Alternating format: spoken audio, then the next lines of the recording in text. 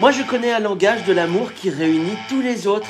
Bah, vous les connaissez, les langages de l'amour, je crois bien que je vous en ai déjà parlé. Le bouquin de Gary Chapman. Alors, c'est la référence des couples. Attention, le livre qui sert à bien ancrer la connaissance de soi et de l'autre pour développer et préserver l'harmonie du couple. Je vous les remets rapidement. Les paroles valorisantes, prenez des notes là.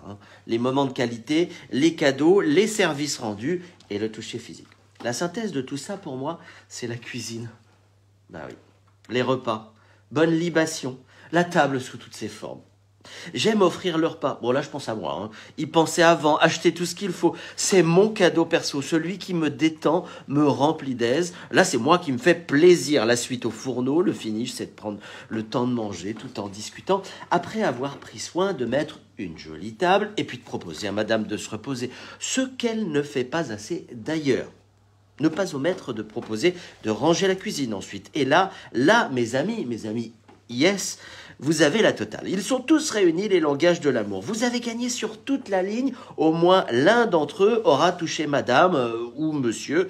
Manque plus que le toucher physique, mais vous êtes bien parti. Ah bon, je m'égare. Encore que si vous avez réussi à saisir la main de madame sous le candélabre allumé, celui qui vous propose une lumière tamisée en écoutant du Georges Delerue en fond musical, vous êtes un champion. Sauf que, alors attendez, c'est pas fini. Les conditions, les écueils à présent. Ne pas vouloir à tout prix centrer la conversation sur la qualité de la préparation culinaire. Ça viendra quand ça viendra, si ça vient. Ne pas chercher à rester dans la légèreté futile, mais aborder le fond, les sujets qui fâchent. Et, messieurs, c'est du vécu, prendre sur soi. Écoutez madame, plus que de parler. Faites du 70-30. Faites-le sincèrement. Ah oui, enfermer les enfants, le chien, la belle-mère, le tout avec les téléphones portables. Voilà, je vous ai tout dit. Allez, cas pratique. Comme j'aime partager, je vous offre ma recette du vrai taboulé libanais.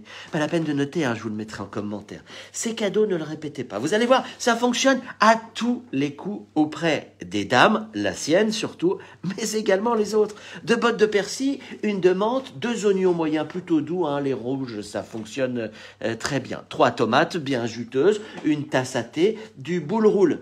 Pas de la semoule, mécréant, du boulgour, comme disent les Français.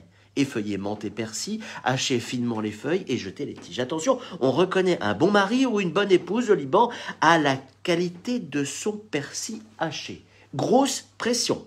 Même chose pour les tomates, les oignons bien fins. Trempez quelques minutes le boule roule dans de l'eau bouillante. Stoppez la cuisson dans de l'eau froide et saurez bien. Alors vous pressez avec les mains. Allez-y, n'hésitez pas. C'est charnel. Et hop, dans le saladier. Le jus de 2 citrons pressés, du sel, de l'huile d'olive de qualité. Bim, c'est prêt. Le petit truc en plus. Rajoutez quelques graines de grenade si vous en trouvez. Vous verrez, c'est inestimable, même si c'est pas indispensable.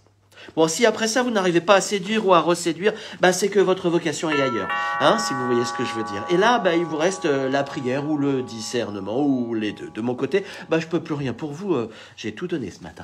À la semaine prochaine.